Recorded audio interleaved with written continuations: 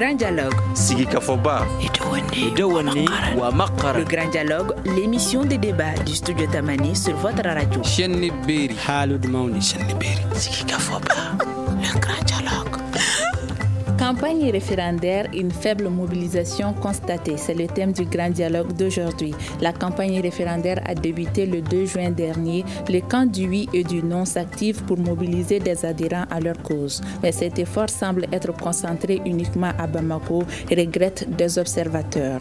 Dans les régions, beaucoup confirment qu'ils ne connaissent ni le contenu du document, ni la manière de voter. Comment s'organisent les activités au niveau de chaque camp? Est-ce que cette faible mobilisation impactera le processus? C'est ce que nous allons tenter de savoir aujourd'hui avec nos invités qui sont Mamadou Diko de l'Union pour la République et la démocratie URD. Bonsoir Monsieur Diko. Bonsoir. À ses côtés, Abdoulaye Traoré, président du Parti pour le Rassemblement et la Justice sociale RJS. Bonsoir Monsieur Traoré. Bonsoir Mariam. Andié Adamandara est notre troisième invité. Il est de la Coalition pour l'observation citoyenne des élections au Mali, COSEM. Bonsoir Monsieur Dara. Bonsoir Mariam. Je suis Mariam Koulibaly à la présentation de ce grand dialogue. Bonsoir et bienvenue. Le Grand Dialogue. La campagne référendaire se poursuit à l'intérieur du pays. Certains partis politiques ont invité les militants à voter oui, notamment dans les régions de Gao et de Sikasso. Le point avec Aïssata Diarra. À Gao, le parti Union pour la République et la démocratie URD a appelé ce dimanche ses militants à voter les oui. C'était à travers une rencontre d'échange sur le projet de la nouvelle constitution. À Niafenké, le même jour, le mouvement Alliance pour la refondation du Mali Arima a organisé un grand meeting à la place de l'indépendance pour inviter ses partisans à voter oui les jours de scrutin. Par ailleurs, la remise officielle des cartes de lecteurs a débuté ce lundi matin à la mairie de Tombouctou. Les gouverneurs et les coordinateurs des lèges ont lancé un appel aux citoyens pour y retirer leurs cartes. Selon le coordinateur, une équipe sera mobilisée pour le retrait des cartes. Aussi à Ségou, le lancement de la remise de la carte nationale biométrique sécurisée et la réception des matériels électoraux par la commission de l'autorité indépendante de gestion des élections ont été faits ce lundi matin. Au total, 80 000 cartes seront distribuées dans la région. La distribution des cartes débutera ce mercredi, précisent les responsables. Alors, M. Mamadou Diko de l'Union pour la République et la démocratie URD, est-ce que ce reportage reflète la situation actuelle sur le terrain? Je voudrais, avant de répondre à cette question, m'acquitter du traditionnel devoir de saluer vos auditeurs, vos téléspectateurs qui nous font l'honneur et le plaisir de nous écouter. Vous remerciez vous-même pour cette belle initiative qui permet au débat démocratique de se faire. Oui, je pense que ce reportage confirme que les états-majors des partis politiques sont en mouvement, ceux pour le oui et d'autres pour le non. Ce que je peux dire, mon parti en particulier est depuis le 2 juin à la tâche. Le reportage vient de le confirmer à Gao. À Bamako aussi, nous nous attelons, nous participons à de nombreux débats, notamment celui de cet après-midi-là. Demain, le président du mouvement des jeunes de notre parti organise une conférence de presse, un point de presse sur justement ce référendum.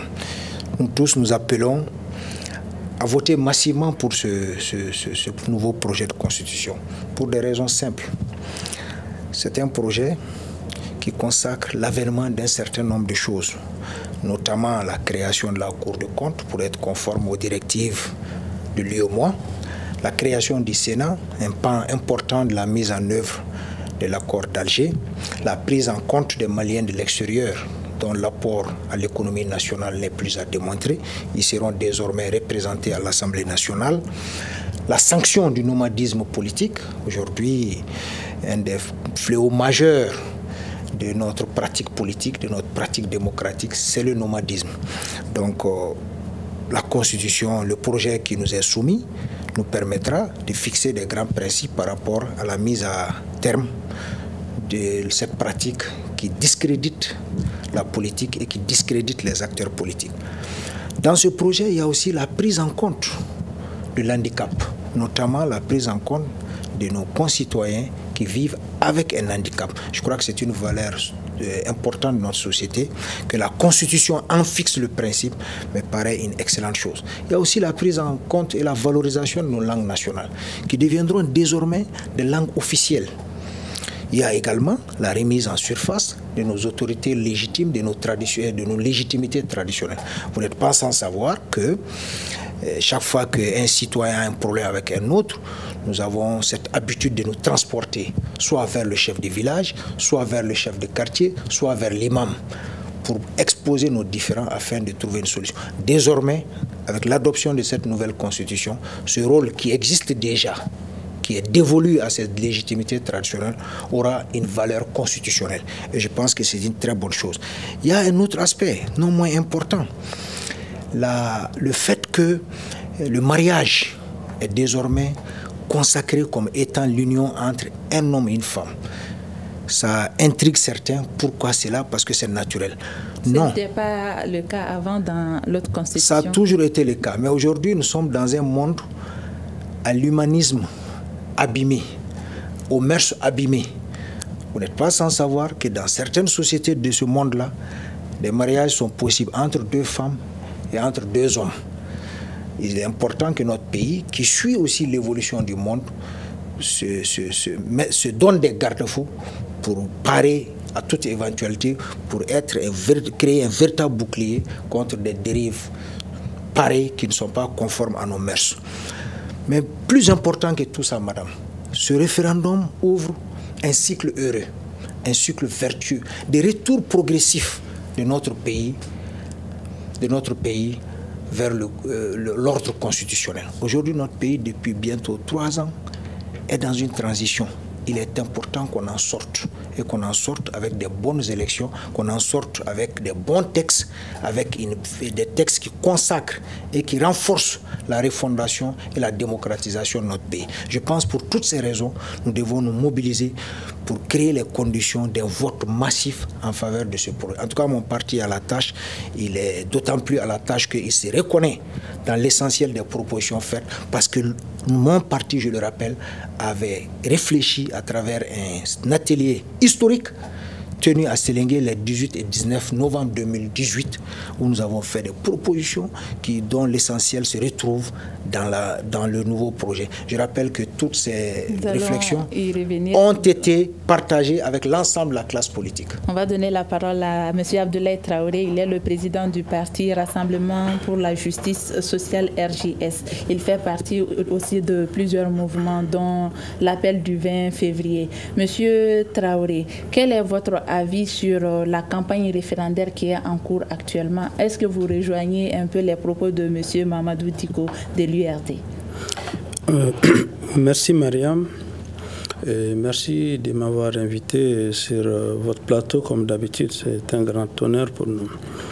Je suis aussi vice-président de Djigui-Yakura. Je pense que depuis le début de cette transition, nous avons eu une position tranchée, affichée, et puis très cohérente par rapport à la transition, par rapport à tous ces aspects.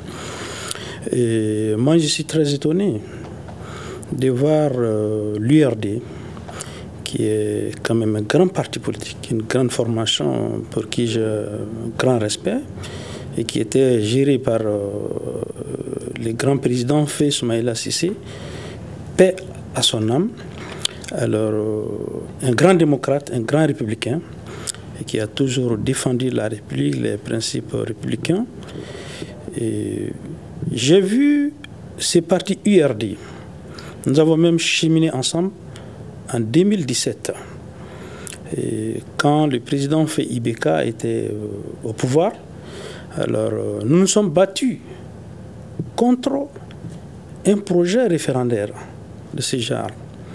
Alors, pour des raisons que l'URD connaît, que nous ne connaissons. Donc, aujourd'hui, je suis très étonné que l'URD prenne une autre position, alors que les raisons pour lesquelles on se battait n'ont pas du tout changé. À l'époque, on se battait contre ce projet référendaire pour des raisons d'insécurité. On se battait pour dire que alors le président, il était en train de violer les textes. Donc quand je vois, on était dans un débat, il y avait plein d'autres, il y avait plein de raisons. Donc aujourd'hui, Et quand je vois ces mêmes URD, un grand parti politique républicain, alors soutenir une junte militaire et un projet séparatiste, hasardé, je trouve ça anachronique.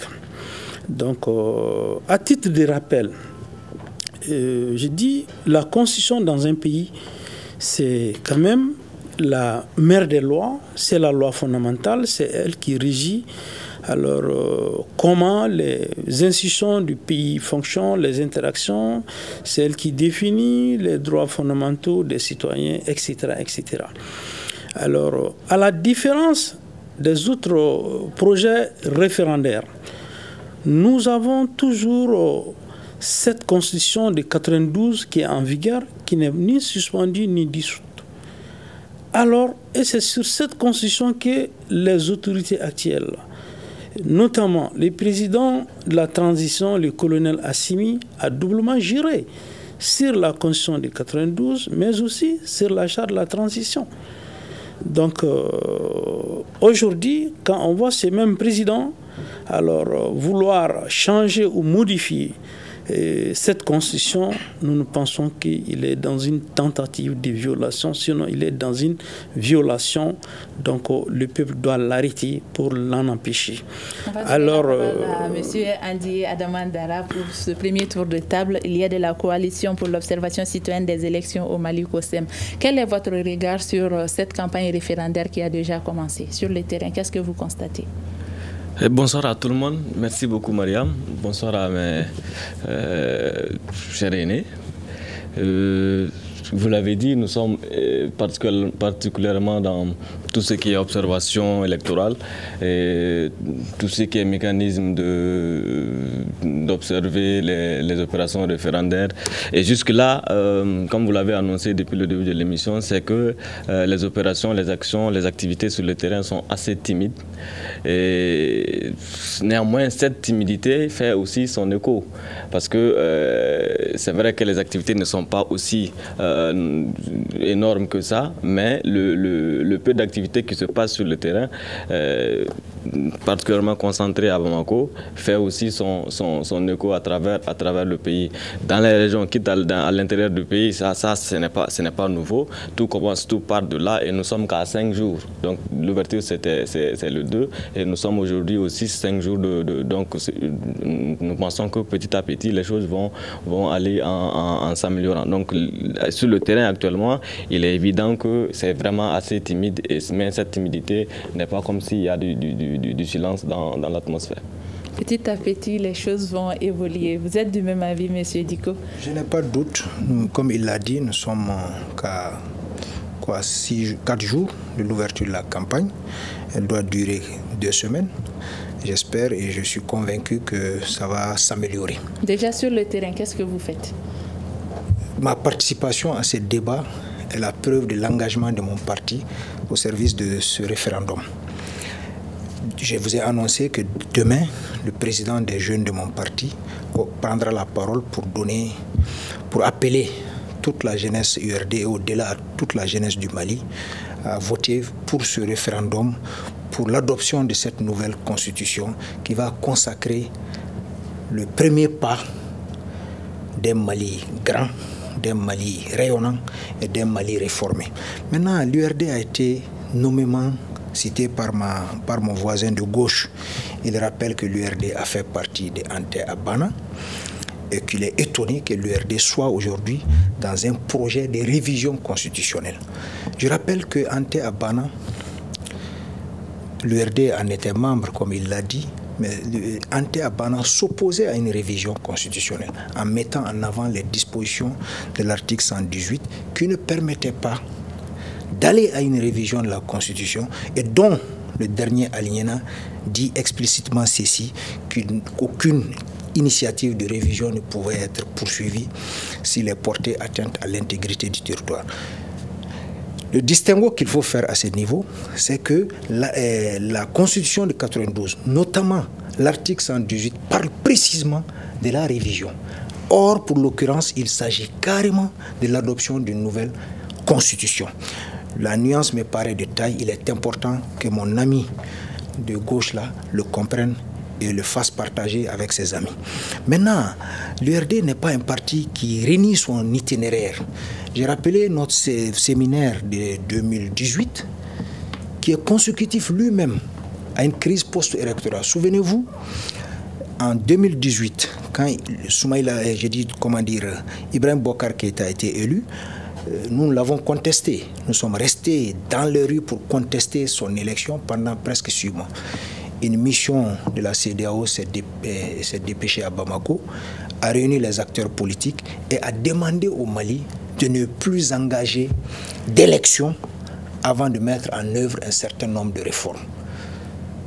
D'où notre atelier pour faire des propositions dont je rappelle, pour l'essentiel, ont été prises en compte dans ce nouveau projet. C'est pourquoi nous nous reconnaissons là-dedans. Nous pensons que c'est une occasion qu'il ne faut pas rater pour réformer notre pays. Je comprends. La démocratie, c'est comme ça. Il y en a qui sont d'accord, d'autres ne le sont pas. Moi, j'entends qu'on me conteste, qu'on me dise le mal fondé des propositions contenues dans ce projet-là. Maintenant, les questions de forme, on pourra toujours en débattre. Aujourd'hui, qu'on remette en cause la qualité du président de la transition, je rappelle que toutes les constitutions que le Mali a connues, elles ont été élaborées dans des périodes de transition avec des régimes d'exception. Le régime d'exception, c'est un régime qui offre à la fois des possibilités et des opportunités. Je pense que les Maliens doivent les saisir pour permettre à notre pays de sortir du petit débat politicien qui n'est pas sain, qui ne nous fait pas avancer et qui les regarde dans la même direction, ne serait-ce que pendant cette période de transition qui est accidentelle, qui est consécutive à une insuffisance dont certains responsables de Djigui-Yakoura ont été acteurs. C'est incontestable. Je crois que le président de Djigui-Yakoura fait partie du gouvernement déchu et qui n'a pas fait les choses dans les règles de l'art et qui a occasionné la transition actuelle dans laquelle nous nous trouvons. Je les invite à faire montre de plus de patriotisme en acceptant que tout ce qu'ils veulent peut ne pas se retrouver dans ce projet. Il est évident, nous on a des propositions qui ne sont pas là-dedans, mais l'essentiel y est. Et je pense que le Mali, exsangue comme il l'est aujourd'hui, le Mali, en proie à toutes les difficultés que vous connaissez, a besoin de donner l'image d'un pays consensuel qui va dans la même direction. Un projet de constitution, le référendum, ce n'est pas une élection partisane. L'élection partisane viendra où chacun défendra ses positions, chacun défendra son histoire, chacun défendra son itinéraire, chacun défendra ses projets. Ce jour-là, croyez-moi, l'URD sera là en face de n'importe qui pour faire valoir ses vues et ses points de vue. Abdoulaye Traoré, il y a M. Diko qui parle de patriotisme, de faire preuve de plus de patriotisme. Vous rejetez carrément cette nouvelle constitution. Est-ce que de votre côté, vous mobilisez vos adhérents, vos membres pour rejeter à leur tour ce document? Merci Mariam. Avant de répondre à cette question, je souhaiterais quand même réagir par rapport à son propos. Quand il dit nouvelle constitution, moi je dirais c'est encore pire. C'est encore pire. Parce que premièrement, la constitution de 92 sur laquelle le président ou les autorités actuelles ont prêté serment ne prévoit pas de nouvelle constitution. Deuxièmement, quand il s'agit d'élaborer une nouvelle constitution, cela suppose un standard international que l'existant n'est plus, qu'il n'y a plus de constitution dans les pays. C'est en ce moment on va penser à une nouvelle constitution. Mais vous avez déjà prêté serment sur une constitution dont le respect scrupuleux incombe sur tous les citoyens, y compris les présidents de la transition, parce que le Mali c'est un état de droit. Donc le respect des lois s'impose et sur le président, les gouvernants, mais aussi sur les citoyens.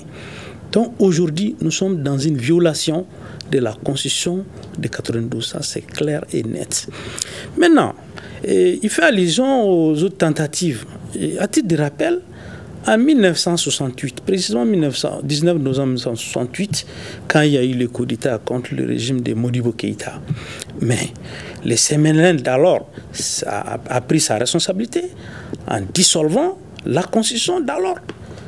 Deuxièmement, en 1991, quand il y a eu coup d'État contre le général Moussa Traoré, Alors, le CTSP, dirigé par Amadou Toumani Touré, a pris sa responsabilité en dissolvant complètement la constitution d'alors. Après, nous avons pensé, lors de la conférence nationale, à faire cette constitution de 92. C'est ce que vous aurez souhaité cette fois-ci? Maintenant, en 2020, il n'y a pas eu de coup d'État. Selon eux-mêmes, selon ces mêmes autorités, on a vu à la télévision nationale un président élu, alors démissionner en dissolvant son gouvernement, son assemblée nationale et puis sa présidence. Et après, le peuple s'est retrouvé lors d'une conférence pour donner la charte de la transition, ce qui fait réglementer la transition. Donc aujourd'hui, nous dire que on va faire un changement de constitution, c'est vraiment encore pire.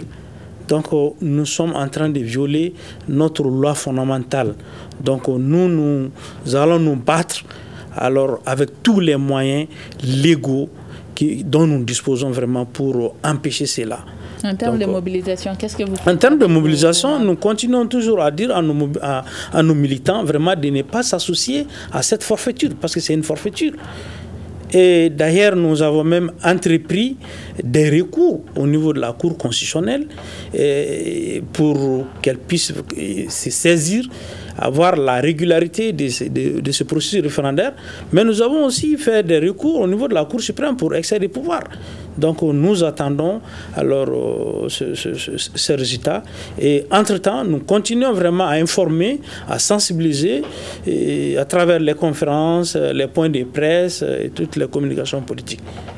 Monsieur Andié Adama Antara, on entend parler de campagne référendaire, mais qu'est-ce qui différencie cette campagne référendaire des autres campagnes, notamment présidentielles et législatives par exemple? La différence entre une opération référendaire et une opération que l'on connaît d'habitude, c'est quoi? C'est que déjà quand on prend même la définition du référendum, le référendum c'est quoi? C'est un vote que l'on propose, une initiative que l'on propose aux citoyens pour qu'ils puissent se prononcer soit par le rejet, soit par l'acceptation. C'est une proposition de l'exécutif, ça peut venir du gouvernement, ça peut venir de la présidence, mais c'est une proposition soumise aux citoyens pour qu'ils puissent se prononcer sur cette proposition. Alors que les élections, que ce soit présidentielles ou législatives ou communales, ce sont les candidats eux-mêmes qui défendent. Il y a un projet de société qui est là, qui est défendu par chacun des candidats ou bien chaque camp qui voudra peut-être accéder à la magistrature suprême. Alors que le référendum, c'est juste une proposition qui est là et qu'on a offert sur un plateau pour qu'on puisse décider soit j'accepte, soit je refuse. Et au-delà de tout ceci, c'est que quand on prend le référendum, vous l'aurez constaté, soit c'est le camp de oui, soit c'est le camp de non. Le plus important dans tout ça, c'est qu'on puisse vraiment mobiliser le maximum de citoyens pour qu'ils puissent se prononcer. Alors, Monsieur Diko, inciter les populations, par exemple, à aller retirer leur carte d'électeur, est-ce que cela fait partie de votre stratégie, votre campagne référendaire? Absolument. Oui. Nous continuons à inviter nos militants à aller retirer leurs cartes, aller retirer leurs documents qui leur permettent de participer à ce vote, qui est un vote citoyen, qui, encore une fois, n'est pas un vote partisan. Il s'agit de référendum. Je suis étonné que, malgré les développements faits, on ne parvient pas à contester la pertinence et l'intérêt des propositions contenues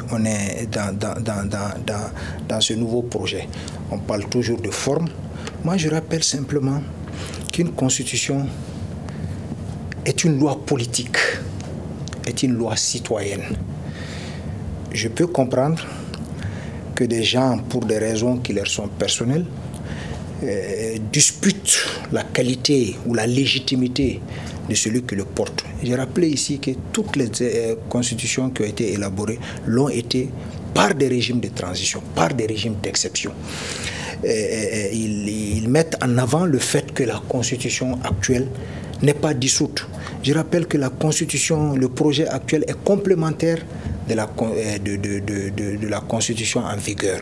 Surtout, ce qu'il faut essentiellement rappeler aussi, c'est que le projet actuel prend prend en compte toutes les dernières tentatives. Et Dieu seul sait, il y en a eu. Le président Alpha Omar Konaré a essayé de révisiter cette constitution. Le président Ibeka l'a essayé. Le président Amadou Toumani Touré l'a essayé. Et toutes ces tentatives ont été capitalisées dans le nouveau projet.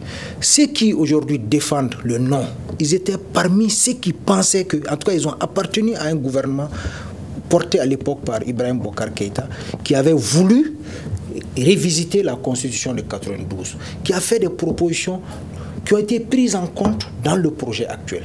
Encore une fois, la Constitution, ça ne devrait pas donner lieu à un débat, à un clivage politicien, à des querelles politiciennes. C'est une loi politique qui a pour vocation de fixer les grands principes qui doivent gouverner l'action publique dans notre pays et qui doivent réglementer le pouvoir entre les institutions. J'attends que M. Traoré rentre dans les éléments proposés, qu'il me dise en quoi tel élément n'est pas pertinent, tel élément ne doit pas être là. En ce moment, le débat aurait du sens. Sinon, rester dans les généralités, dans le débat politicien, là, je ne pense pas que ça puisse éclairer les opinions. Aujourd'hui, il est partisan du non. C'est son droit. Du rejet. Du non. Il est partisan du non. Du rejet. Du rejet. Qu'il explique aux concitoyens en quoi ce projet doit être rejeté. Moi, je suis en train de me battre pour expliquer à nos concitoyens pourquoi ils doivent voter oui, parce que j'estime qu'il y a des choses extrêmement importantes et positives qui ont été mises dans dans ce projet, qui permettent de réconforter notre démocratie et d'améliorer notre pratique institutionnelle. En même temps, renforcer la cohésion sociale par la remise en surface des légitimités traditionnelles, par la prise en compte de nos concitoyens qui vivent avec le handicap. Voilà les questions fondamentales sur lesquelles le débat devait être focalisé. Je crois que c'est parti. Le colonel Assimi Goïta, président de la transition, chef de l'État, dispose aujourd'hui de toute la légitimité pour engager ce débat. Il est le président de la République qui nomme le gouvernement, qui nomme le Premier ministre, qui accrédite les ambassadeurs, qui accrédite auprès de lui les ambassadeurs des pays étrangers. Je pense rentrer dans le débat de sa légitimité, de sa légalité pour engager quoi que ce soit qui concerne la République du Mali, c'est faire preuve de myopie tout simplement. Monsieur Abdoulaye Traoré, président du Parti pour le Rassemblement et la Justice sociale, il y a Monsieur Diko qui trouve que votre rejet en quelque sorte n'est pas justifié. Pas argumenté. Merci Mariam. En fait, je n'étais pas rentré dans les fonds, j'étais dans la forme. Je vais encore évoquer d'autres raisons. Mariam, quand vous-même vous venez de dire, demander si les reportages reflétaient à ce que nous vivons tous les jours, à ce que nous voyons. Et naturellement, lors des campagnes passées, on voit que s'il y a un projet, s'il y a une campagne référendaire, alors il y a l'engouement. Ce qui n'est pas le cas aujourd'hui. Et ça s'explique parce que le peuple n'y adhère pas. Et pourquoi? Et Mariam, quand vous essayez de prendre ce projet, il n'est pas opportun. Pourquoi? Parce qu'il divise les Maliens. Ce projet, il divise la classe politique. Ce projet, il divise la société civile, à commencer par les religieux. Il y a un grand pan, une grande partie alors, des religieux aujourd'hui qui rejettent ce projet alors, à cause du fait qu'il y a la question de la laïcité dans ces projets. Même si on n'est pas en train de les prendre au sérieux, mais le gouvernement sera surpris dans les jours à venir de voir et de comprendre qu'ils ne doivent pas négliger aucune couche vraiment sociale de notre pays. La laïcité, la question de la laïcité, c'est un concept qui est global, qui n'est pas compris. Donc, nous pensons que le gouvernement devrait se donner le temps pour bien expliquer ces concepts-là à tous les Maliens, qu'ils soient religieux ou pas, parce que la laïcité ne prend pas seulement en compte la question religieuse, c'est un tout. Ça prend en compte beaucoup d'autres choses qui n'est pas la religion. Troisième chose, Mariam, regarde le projet de référendum là, ça divise les Maliens, ça crée des problèmes. Et rien que la question de l'accord d'Alger, sinon les mouvements armés, hier soir seulement, tous les mouvements armés regroupés dans ce qu'ils appellent CSP, alors on fait un communiqué pour dire qu'ils ne s'y retrouvent pas. Est-ce que, Mariam, nous allons faire les têtus, excusez-moi les termes, pour faire un référendum sans les Nord, sans Kidal. Moi, je trouve ça hasardeux, moi, je trouve ça dangereux. Dans ce même projet de constitution, vous verrez que dans notre constitution actuelle, la constitution de 92, qui a consacré en son article 121, qui dit ceci: tout pouvoir en République du Mali réside dans la Constitution, et que la forme républicaine de l'État ne peut être remise en cause, et que le peuple peut exercer son droit vraiment de désobéissance civile. Je ne dis pas textuellement les choses. Maintenant, c'est cette disposition-là, mais on a voulu la torpiller en enlevant la forme républicaine de l'État, et on l'a changé. Qu'est-ce qu'on veut faire? Deuxième chose, on dit tout putsch est un crime imprescriptible en République du Mali, selon la constitution actuelle. Donc, le coup d'État est interdit, c'est une grande infraction, c'est une infraction pénale. Alors, dans ce projet, on dit que le coup d'État est un crime imprescriptible, mais au même moment, on dit que le coup d'État qui a été perpétré contre le régime d'Ibeka là est pardonné, alors ne sera pas sanctionné. Nous trouvons ça anachronique. Nous pensons que une simple loi d'amnistie pouvait quand même alors gérer ces choses-là politiquement. On n'a pas à mettre ça dans notre constitution. Quand on met ça dans notre constitution, ça c'est même pas bon pour ces autorités actuelles. Parce que ça voudrait dire tout simplement, même demain, un autre colonel ou un autre capitaine peut se lever un bon jour, il fait tout bonnement son coup d'État, il organise son référendum et puis il s'installe. Donc vraiment, il y a plein de choses comme ça dans le projet de la constitution. Dernière chose, quand vous prenez les dispositions qui concernent le pouvoir judiciaire, la constitution actuelle qui nous régit, la 92, dit clairement que alors le magistrat n'est soumis qu'à l'autorité de la loi. Tandis que dans le projet de la constitution, on a modifié cette disposition pour dire que c'est le juge qui est soumis à l'autorité de la loi. Mais et les autres, les procureurs et autres là, donc seront soumis à quoi? À l'autorité politique.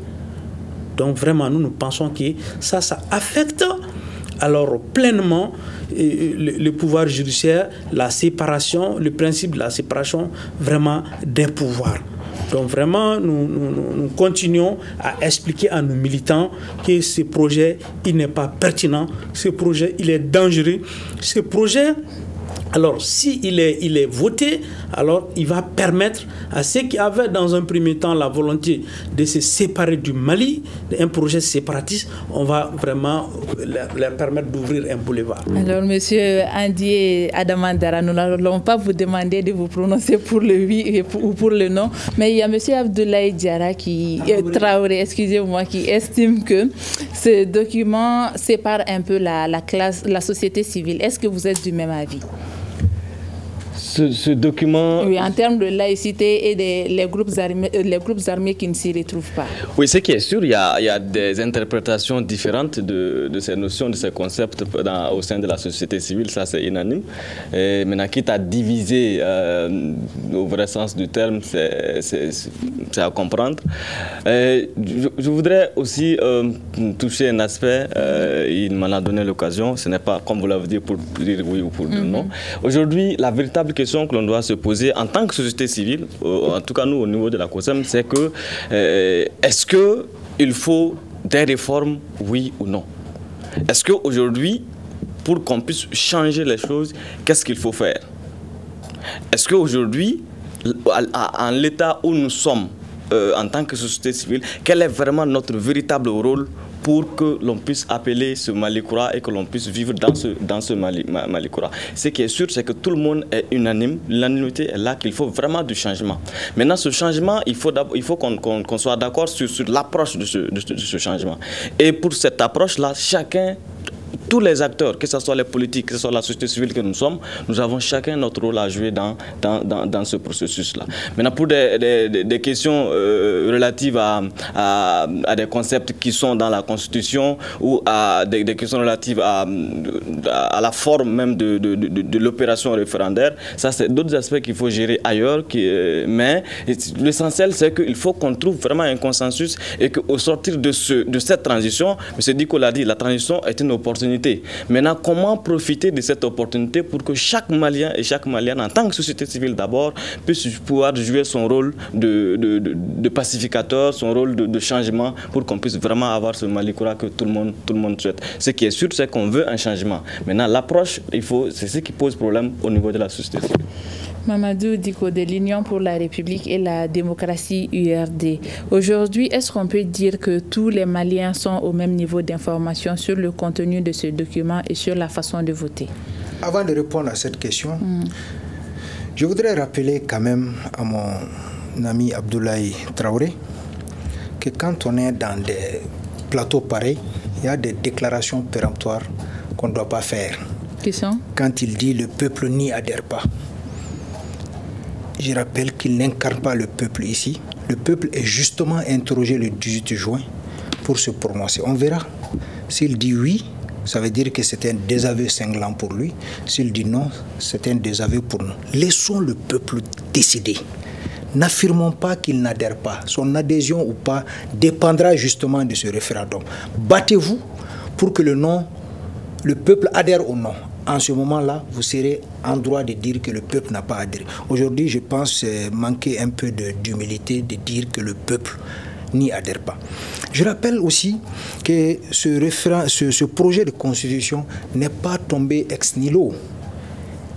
Il est l'émanation des assises nationales. On peut se prononcer sur la légitimité des assises, mais moi je considère que les assises qui se sont tenues en fin décembre 2021 sont suffisamment représentatives des couches sociales, des couches politiques de notre pays. Et ce sont ces assises-là qui ont décidé de doter notre pays d'un nouveau projet de constitution, d'une nouvelle constitution. Donc ce n'est pas le colonel Assimi ou le gouvernement qui l'ont décidé. C'est encore une fois les assises nationales, représentation indiscutable des populations maliennes qui l'ont décidé. Ils disent que ce projet divise les Maliens. J'aimerais bien savoir en quoi il divise les Maliens. L'accord d'Alger, l'accord issu du processus d'Alger dont il parle, le projet actuel prend en compte, je l'ai rappelé dans mes propos préliminaires, un pan entier de la mise en œuvre de cet accord pour permettre justement la prise en compte de certaines, d'un pan entier de l'accord, à savoir la représentativité de certaines personnes au niveau du Sénat.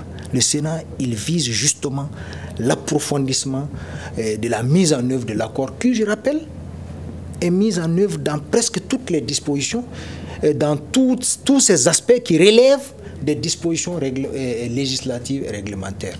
C'est le cas des autorités intérimaires, c'est le cas de MOC, c'est le cas du CSP dont il a parlé. Ça, c'est des éléments de mise en œuvre de l'accord d'Alger. Le Sénat, justement, vise à mettre en œuvre un pan important de cet accord issu du processus d'Alger. Il parle de laïcité. Je rappelle aussi à ce niveau que la laïcité existe dans la Constitution de 92.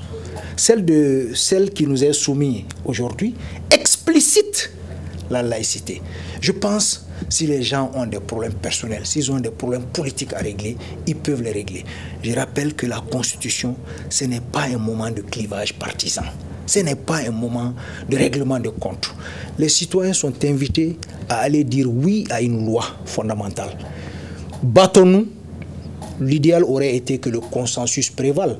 Vous avez posé la question à M. Dara, quelle est la différence entre cette opération référendaire et les autres opérations? La différence, c'est que l'opération référendaire est un moment de consensus.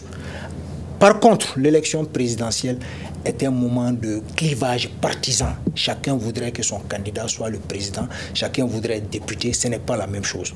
Aujourd'hui, l'enjeu, c'est vraiment doter notre pays d'une loi fondamentale qui puisse gouverner son avenir. encore une fois, mon ami, malgré tout le développement fait, il n'est pas été capable, de mon point de vue, de remettre en cause les propositions pertinentes qui sont contenues dans pour que les populations en faveur du oui puissent sortir massivement pour aller... Il faut amplifier la campagne. Oui. Il faut multiplier des initiatives de ce genre. J'ai rappelé que nous, notre parti est déjà à la tâche. Il y a eu un meeting l'autre jour à Gao. Demain, le président des jeunes de notre parti sera à la maison de la presse pour appeler non seulement les militants de l'URD, mais l'ensemble de la jeunesse malienne à voter ce projet. Monsieur Abdoulaye Traoré, du camp du rejet, qu'est-ce que vous faites aujourd'hui sur le terrain pour que vos militants rejettent carrément, comme vous l'avez dit, Merci Mariam.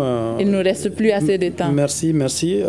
Avant de répondre à ça, j'ai dit encore que mon frère Diko il me prête encore les flancs en me parlant de la fameuse question des assises nationales des refondation. Il ne nous reste Mais plus assises nationales des refondation, ce sont des actes de fait.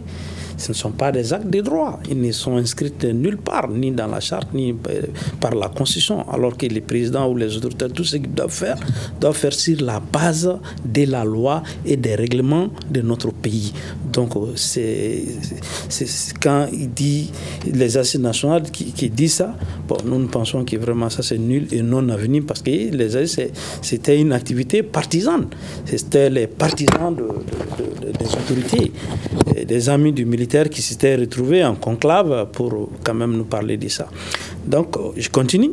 Nous continuons vraiment à parler dans nos partis, avec nos militants et avec les Maliens, comme je l'ai dit, on a notre façon aussi. C'est vrai, nous n'avons pas aujourd'hui les moyens de l'État. Nous ne disposons pas les moyens de l'État. Nous avons des moyens très réduits, mais nous avons notre stratégie, nous avons notre détermination et notre courage, alors qui nous permettent vraiment de mieux communiquer avec les Maliens, épris vraiment d'un état de droit, d'un état vraiment de justice sociale. Donc c'est ce qui fait qu'aujourd'hui, nous disons que beaucoup de gens ont compris. Alors si on retourne seulement d'une année, mais il y avait une grande ferveur pour cette transition. Mais aujourd'hui, ce n'est pas le cas. Parce que les gens commencent à comprendre que c'est de la poudre aux yeux, que c'est de la duperie, que c'était de la tromperie. Donc on ne voit pas de résultats. Donc vraiment, nous allons continuer à nous battre pour faire en sorte que ce référendum-là n'ait pas lieu, mais légalement. Monsieur Andié Adama Dara, qu'est-ce qu'il faut aujourd'hui pour que l'organisation de ce référendum soit une réussite? Ce qu'il faut aujourd'hui, c'est qu'il faut vraiment intensifier les campagnes. Il faut faire vraiment comprendre à tous les Maliens ce que le contenu de la Constitution, mais surtout l'objectif visé par cette opération référendaire. Je voudrais rappeler à mes co-débatteurs qu'avant d'être parti politique, avant d'être URD ou RGS, ils sont avant tout société civile. Et quand il y a échec, l'échec, ce sera pour toute la société civile qui va en pâtir. Comme vous l'avez dit, à la COSEM, on n'est pas là pour dire qu'il faut aller voter oui, qu'il faut aller voter non, mais qu'il y a lieu de s'interroger vraiment sur l'objectif et que vraiment, si les choses ne se déroulent pas comme il le faut, quelles seront les conséquences pour nous qui sommes de la société civile. En une minute, monsieur Diko. Il a rappelé un point qui me paraît extrêmement important, la magistrature. Je considère que ce projet consacre davantage l'indépendance de la magistrature. Il parle de juges. Évidemment, tous les juges sont soumis à l'autorité de la loi. C'est pourquoi les juges du siège sont inamovibles. Donc, vos une minute sont épuisées, monsieur Diko. Le Conseil supérieur de la magistrature est ouvert à d'autres qui ne sont pas magistrats. C'est une première. Le thème du grand dialogue d'aujourd'hui, c'était la campagne référendaire, une faible mobilisation constatée. C'était le thème du grand dialogue d'aujourd'hui. Nos invités sont Mamadou Diko de l'Union pour la République et la démocratie URD. À ses côtés, monsieur Abdoulaye Traoré du Parti Rassemblement pour la justice sociale et monsieur Andié Adama Dara de la Coalition pour l'organisation citoyenne des élections au Mali COSEM. Je suis Mariam Koulibaly. J'ai eu le plaisir à vous présenter cette émission qui a été réalisée par Imran Akilou Maïga. À demain, Inch'Allah.